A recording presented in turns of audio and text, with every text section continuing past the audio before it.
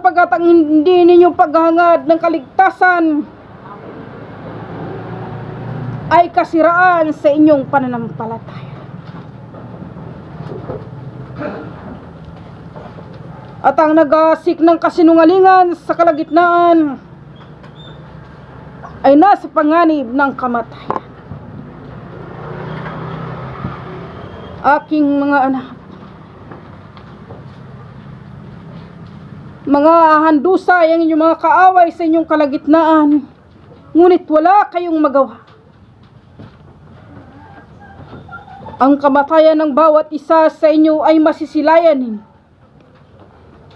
At ang inyong mga kapwa ay magkakaroon ng mga karamdaman na hindi nyo mapapagaling sa anumang paraan kung hindi kayo magsisiluhod sa aming harapan. Ang mga biyaya ng kagalingan ay pasiuna ko sa bawat isa sa inyo na mga lasag kayo at buksan ninyo ang inyong mga tubig sa kaorasang ito. Maliit man o malaki, papagtibayan nyo ito at palakasin sa inyong pananampalataya at mga lasag kayo sa inyong mga tahanan, sapagkat ang mga salot ay pinakawala na.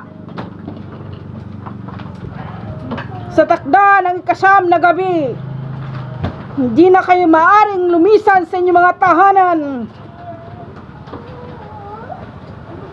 Huwag ninyong kalilimutan pagdatal ng takip silim. Kahit ang inyong mga ulo ay mapa sa panganib kung kayo ay lumabag sa kabilin-bilinang ito ng dakilang Diyos. Ipinagpauna ko sa inyo na huwag ninyong alisin sa inyong mga tahanan ang asin, pati na ang suka sa inyo.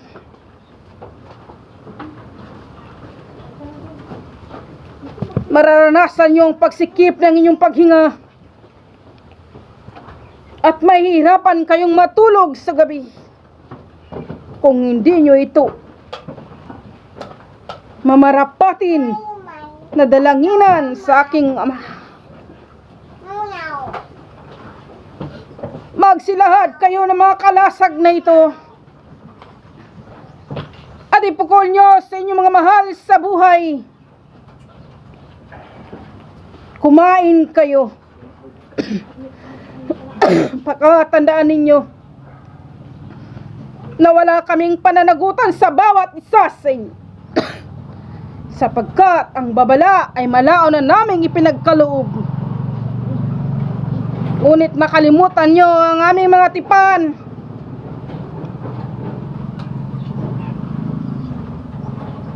Iniahayag ko sa bawat isa sa inyo ang pag-aayuno, ang pagluluhod sa inyong mga tuhod. Huwag kayong magmamalaki sa inyong mga tinatamasa, sapagkat anumang oras ay pwede naming bawiin sa inyong mga kalagayan ang inyong mga tinatamong kapayapaan. Kaya nga, aking mga anak,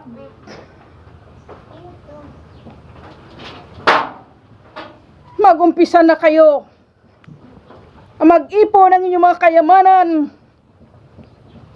at imbakin nyo sa inyong mga tahanan ng mga pagkain, sapagkat ang panganib ay nasa kalagitnaan ng tag-init. Kahit man ang tag-araw ay hindi nyo kaliligtasan. Ilahad nyo ang inyong mga buslo.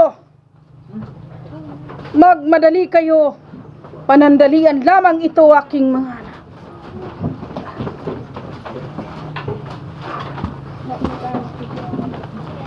Huwag ninyong sayangin ang aming pagdalaw. Huwag ninyong kalilimutan ang aming mga bilin. Magsilayo kayo. Iwanan nyo ang mga buslong yan sa aking kalagitnaan.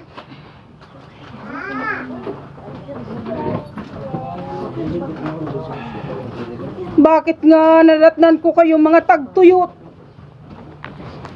sa inyong kapanahunan. Ang ulan na lumalagpak sa bawat inyong ulunan ay hindi nyo natatamasa.